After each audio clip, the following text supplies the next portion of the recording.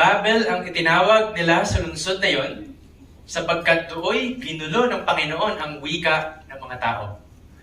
At mula ron, ikinalat ang mga tao sa buong daigdig dahil sa ginawa ng Panginoon.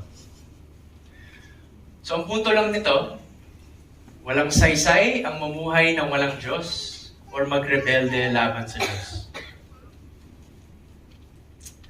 Sabi ng mga tao, kaya na naming abutin ang langit.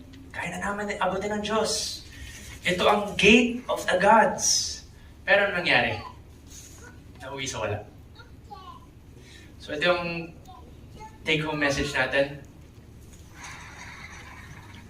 Buhay na walang Diyos, buhay na walang saysay. Mauwi ka lang sa kabiguan.